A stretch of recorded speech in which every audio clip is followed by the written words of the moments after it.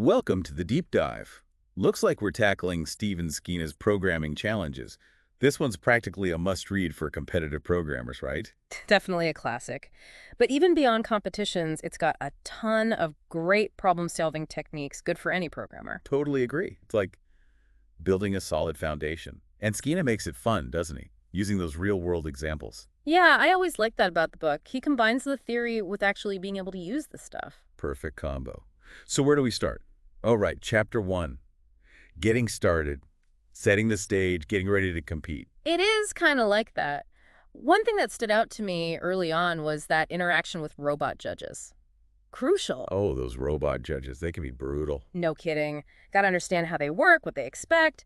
Even little things, like the book mentions, using comments to mark your code's start and end helps the judge, avoids confusion. Saved me a few headaches when I was starting out. Makes sense. Keeps things crystal clear. Yeah. And another thing, chapter 1 stresses this too. Read those problem descriptions carefully. This sounds obvious, but Oh, tell me about it. Sometimes I get carried away and code a solution that doesn't even answer the right question. happens to everyone. But analyzing the problem statement, the inputs, outputs, those constraints, that's where it starts. Chapter 1 even gives tips on efficient input-output, crucial for those time limits in competitions. Ever noticed how using those formatted I/O functions can actually be faster than character-by-character reading? Good point. Little optimizations can make a huge difference under pressure. Absolutely. Then the chapter gets into practical advice, avoiding mistakes. Like, remember struggling with those off-by-one errors? Oh, yeah. Nightmare. Skiena's got a neat trick using sentinels in arrays. Basically, an extra element that acts as a boundary. No more accidentally going out of bounds. Like a safety net for your code. Exactly. And of course, the chapter goes over basic data types, integers, floats, characters, arrays, the building blocks. Got to start somewhere, like the alphabet, before you write a novel. Right. And once you've got that, on to the challenges. Chapter 1 has a few interesting ones. There's the classic 3m plus 1 problem, number theory. Looks deceptively simple, but... I've heard of that one, but never really tried it. What's the deal with it? So, you keep applying this rule to a number, even, divide by 2, odd, multiply by 3, add 1, repeat till you hit 1. Easy to describe, but proving it works for all numbers. That's the tricky part. Like a math rabbit hole. Yeah, it is. Then there's implementing Minesweeper, grid manipulation, logic. Oh, I love Minesweeper. Me too! And coding it is great for practicing arrays, loops, conditions, plus...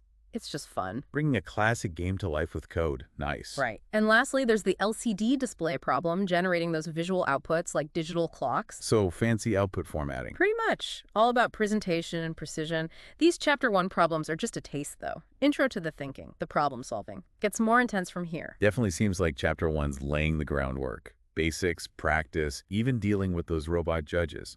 Yep. All the essentials. And speaking of essentials, Chapter 2 takes us into data structures, right? Organizing that information, choosing the right structure for the task. If Chapter 1 was the alphabet, is this like forming words and sentences? Perfect analogy. It starts with stacks, queues, dictionaries, those classics. Ah, yeah, stacks like dishes, last in, first out. Queues, more like a line at the store, first in, first out. Dictionaries, well, like a phone book. Exactly. And the book actually shows how to use them too, like simulating the card game war using queues. So you could figure out who wins war with code. Pretty much. Fun way to see how those structures model real stuff. Then it talks about implementing them, arrays versus linked lists, those trade-offs. Using the right tool for the job. Right. And just like Chapter 1 was all about handling input-output carefully, Chapter 2 stresses that for strings, gotta be meticulous, avoid those weird errors. Attention to detail, always important. Always. And debugging, testing. Chapter 2's got advice for that too. Writing clear code, testing those invariants, being systematic. It's not just making it work, it's making it work right. Right. Reliably. Exactly. Especially under pressure. So some cool problems in Chapter 2. There's one to implement a poker hand evaluator. Tricky stuff. Sounds complex. How do you even start with that? Beta structures to the rescue. Arrays for cards, dictionaries for ranks, other structures for comparing those hands. Break it down, choose the right tools. That's programming in a nutshell. Then there's decrypting messages with a substitution cipher so each letter's replaced. Oh, like secret codes. Exactly. But now you're using code to crack it, practicing string manipulation. Then there's the contest scoreboard problem. What's that one about? Simulating a programming competition scoring system. Problem solve, penalty times, team rankings. Whoa, meta, judging the judges. Kinda. It's about turning real-world rules into a program. And then the classic Yahtzee problem, dice strategy probability. Yeah, see, that's a good one. Even if you're not into competitions, it's fun to try and code. It is. And it shows how programming can be used for games, entertainment, really versatile. Overall, Chapter 2 is a good step up from the basics. More tools, more expressive code. Building on that foundation from Chapter 1 for sure. Yep, and getting more complex. Now, Chapter 3 zooms in on strings, those sequences of characters, manipulating text, essential stuff. Like being a programmer poet, working with words. Kind of. The chapter looks at how different languages represent strings, how that impacts what you can do with them. So different languages, different string rules. Makes a difference. Then it covers basic operations. Length, copying, searching, replacing. The building blocks of text processing. Exactly. And then it gets fancier with efficient searching techniques. Ever heard of the Knuth-Morris-Pratt algorithm? Knuth-Morris-Pratt. Sounds intense. It's a mouthful, but really it's about finding patterns in text faster than just going character by character. Especially good for long patterns, big chunks of text. The super search for code. You got it. The book explains it well, too. Then there's an example, a text transformation program.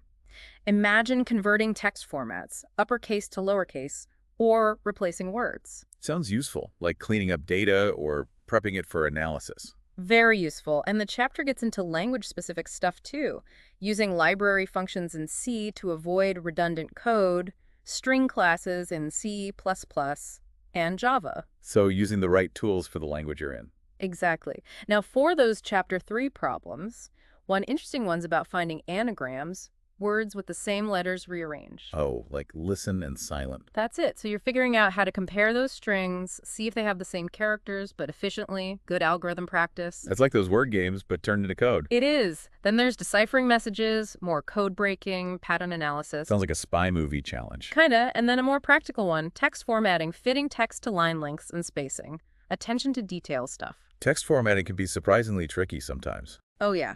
And last but not least, the file fragmentation problem, piecing together file bits, like a digital jigsaw puzzle. Shows how string stuff is useful for data recovery, forensics, all sorts of things. Wow, so Chapter 3 is all about mastering strings from the basics to some pretty intense problems. It's a deep dive into text, that's for sure. And speaking of deep dives, Chapter 4 takes us into sorting, a core concept, organizing data, efficient algorithms. It's everywhere. Chapter 4, putting things in order. Essential stuff. It is. Understanding those algorithms, their strengths and weaknesses, when to use which one, that's the key. The chapter covers insertion sort, selection sort, merge sort, quick sort, the classics. Explains how they work, their time complexity. Time complexities. Refresh my memory on that one. Basically, how much longer an algorithm takes as the input gets bigger. Crucial for picking the right algorithm, especially for huge data sets. So some sorting methods are better for big data than others. Definitely. Like insertion sort's good for small stuff or almost sorted data, but gets slow for bigger sets. Quick sort, often great for large data, might not be best for nearly sorted stuff. Right. The right tool for the job. Exactly. And Chapter 4 talks about using built-in sorting functions too in languages like C, C++ by Java. They're optimized, save you time. Don't reinvent the wheel if you don't have to. Exactly. But understand the tools. Now, for some Chapter 4 problems, there's bridge. Figuring out the fastest way for a group to cross a bridge at night, limited flashlights, different speeds. Sounds like a logic puzzle. It is. And sorting helps optimize that crossing time. Then there's longest nap, finding the longest break in a busy schedule. Oh, I need that algorithm in my life. Right. Sorting the appointments by start and end times helps find those gaps. Then there's stacking turtles, rearranging a stack with limited moves, one turtle at a time to the top. Visualizing those moves using sorting. Exactly. Then a problem about processing a soccer tournament, ranking teams based on wins, losses, goals. Using sorting to figure out the standings. Precisely.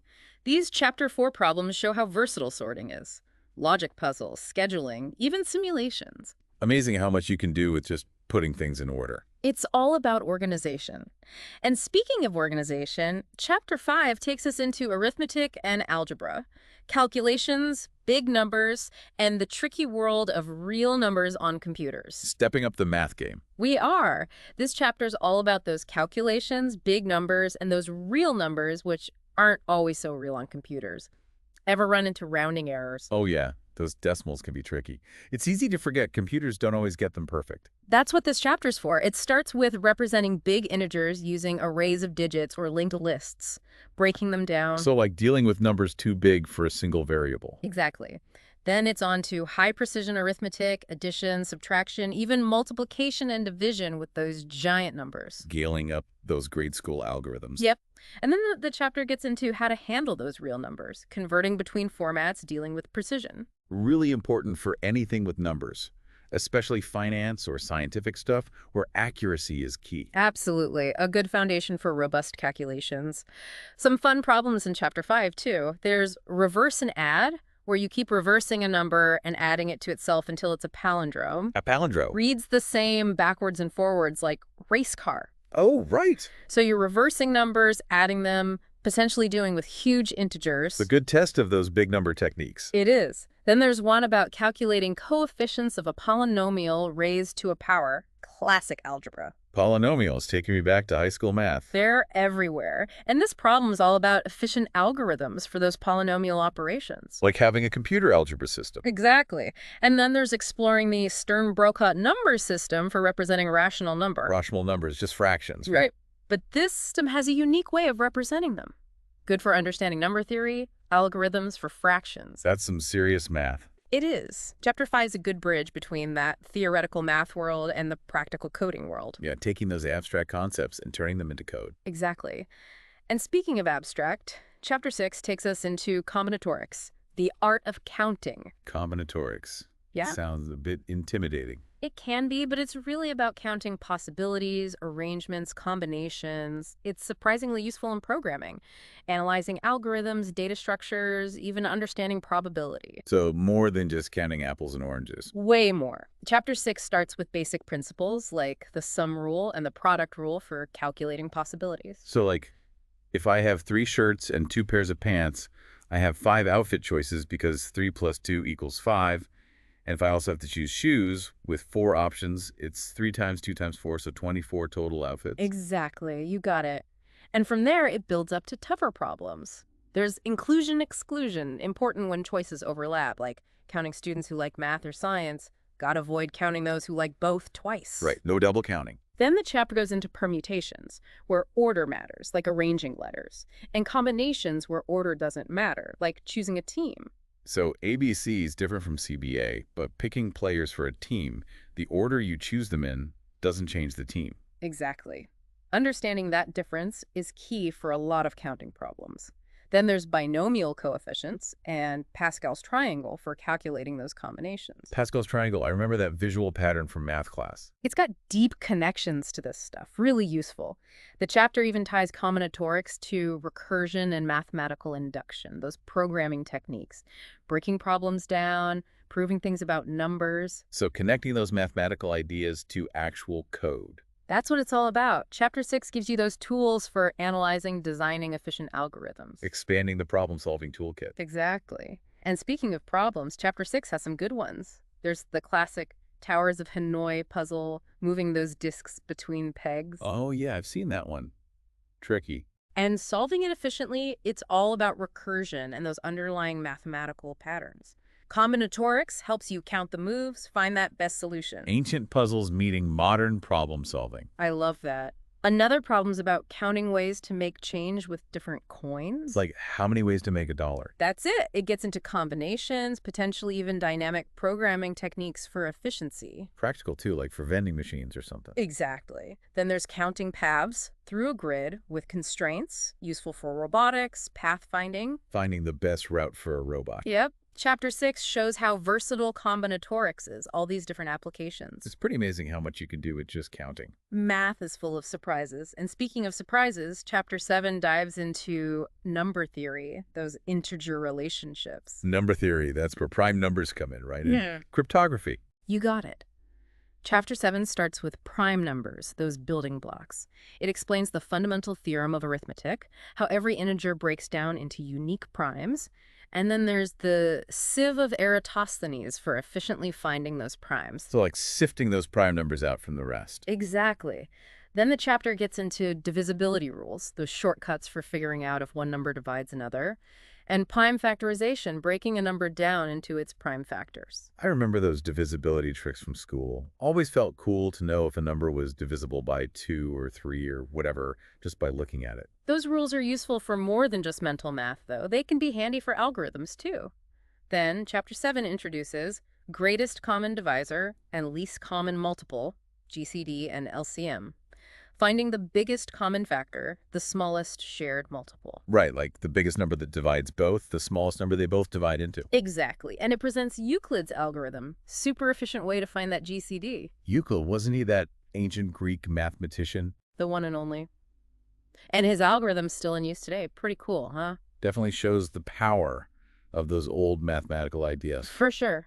Then the chapter goes into modular arithmetic and congruences, dealing with remainders, those cyclic patterns. Modular arithmetic congruences sounds a bit abstract. I know, right? But think of it like a clock. Modular arithmetic's like only caring about the hours on the clock face. It's got similar properties, and it's used a lot in cryptography, hash functions, anything with those cycles and remainders. Oh. Chapter 7 shows how to solve equations with congruences, too, essential for a lot of number theory problems. Now, on to those Chapter 7 challenges. One interesting one is Carmichael numbers, those sneaky composite numbers that can look like primes in certain tests. So like prime number imposters. Exactly. It shows how important it is to really understand those primality tests, know their limitations.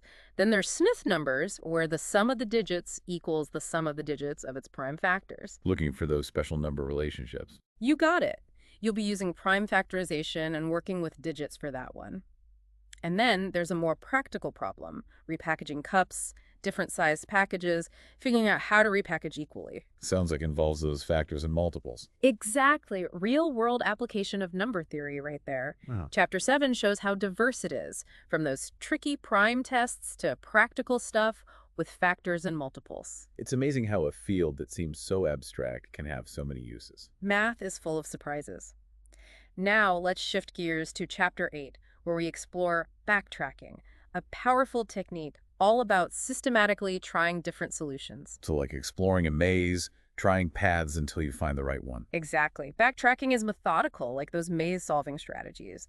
Chapter 8 explains how it works. Define your possible solutions, make a choice, test it. If it's a dead end, back up, try something else. So it's a way to explore all the options without getting lost. Precisely. And the chapter shows us with examples like generating subsets of a set or all the different permutations of a sequence.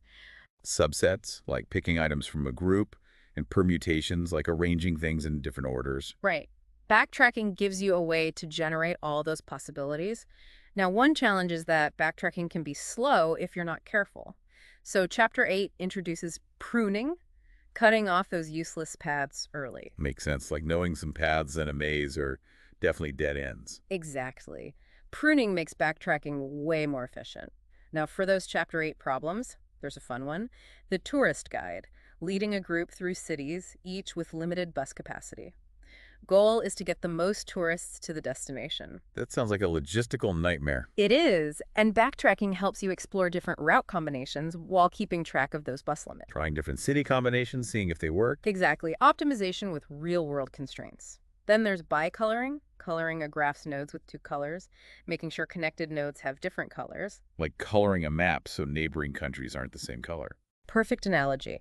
Backtracking helps you try different color combinations, see if they work, a visual one, and it's about satisfying those constraints. So trying a color, seeing if it conflicts, backing up if it does. Exactly. Then there's a more relatable problem, getting dressed, figuring out if you can get dressed following a specific order of clothes. It is.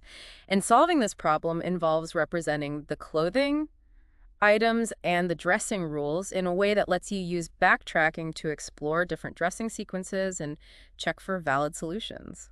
It's like using code to make sure you're not breaking any fashion rules. Fun. Exactly. Fun and relatable. And then you have the safe breaker problem, right? Cracking a combination lock by trying different combinations systematically. Oh yeah, that one. So you get clues about the lock and Yeah. got to use backtracking to try those combinations efficiently. That's it. Classic puzzle. Shows how backtracking can be used for exploration and problem solving. Love it. Seems like Chapter 8 really covers a lot, from logistics to those graph problems to even just puzzles and games. Backtracking is super versatile, and the chapter does a good job showing that. I'm starting to see that. So Chapter 9, where does that take us? Graph traversal. It's all about those algorithms for exploring graphs, visiting those nodes and edges systematically. Graphs, those diagrams with nodes and connections, right? Like from math class. Yep, those are the ones. Graphs model relationships, and these algorithms are how we navigate them in code. The chapter starts with how to represent graphs in a computer using adjacency matrices or adjacency lists. So different ways to store the connections. Exactly. Adjacency matrix is like a table. Each cell says if two nodes are connected. Adjacency list, more like a list for each node, showing its neighbors. Choosing the right data structure depends what you're doing with the graph. Right. Size, types of operations. It all matters. So then how do we actually traverse a graph? Two big ones. Depth first search, DFS, and breadth first search, BFS. Yeah, DFS and BFS. I always mix those up. Can you remind me how those work again? Sure. Imagine exploring a maze. DFS is like following one path as far as you can go, then backtrack if you hit a dead end. So going deep first, then branching out. Exactly. BFS is more like going layer by layer. You start at the entrance, visit all the rooms directly connected, then all the rooms connected to those, and so on. So BFS explores everything at a given distance before moving further out. Yep, both have their uses.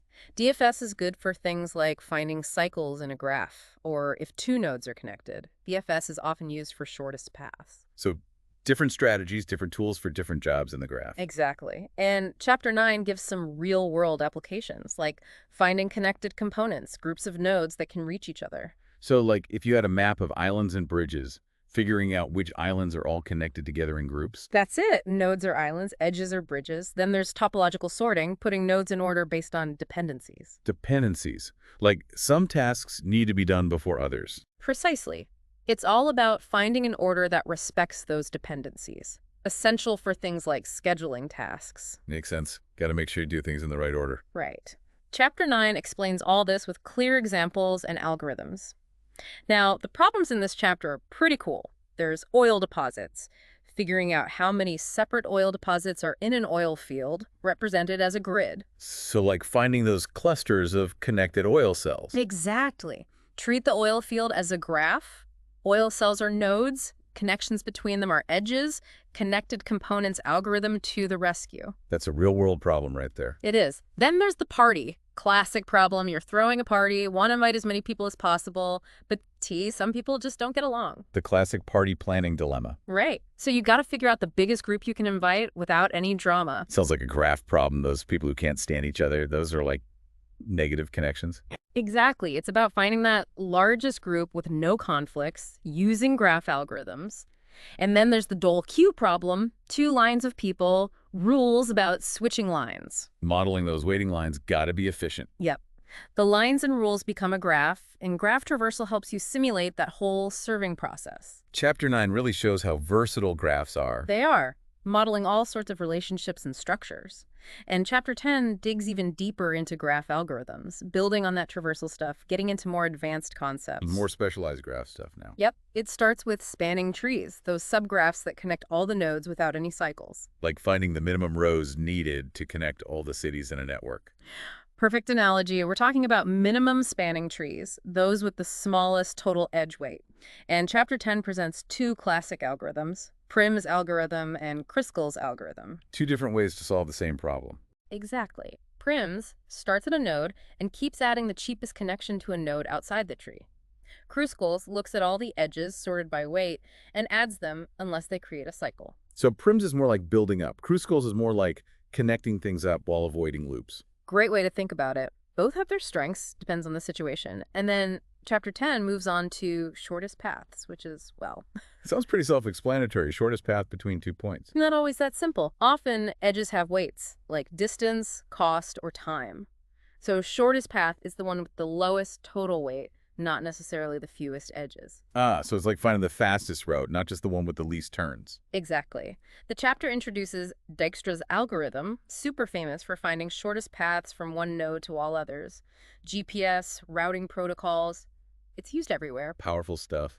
And then there's Floyd's algorithm for finding shortest paths between all pairs of nodes. Yep, more versatile, but also more computationally intensive. Useful when you need that complete picture of shortest distances between everything. So Dijkstra's for one source to all others. Floyd's for all possible pairs. Got it. Exactly. Chapter 10 explains all this, the workings, the complexities, the uses. Now, for the problems, there's a really interesting one called arbitrage. It's about exchange rates between currencies. Arbitrage.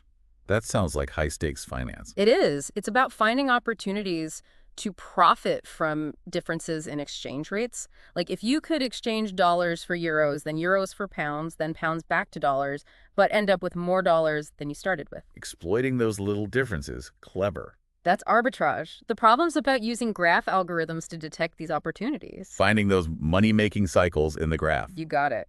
Then there's wormholes, where you've got planets connected by wormholes that allow time travel. Whoa, hold on. Time travel now. It's a fun one. You're figuring out if you can travel back in time by exploiting loops in the wormhole network. So graphs for time travel paradoxes? Interesting. It's a great example of how these algorithms can be applied to some pretty wild scenarios. Then there's a more grounded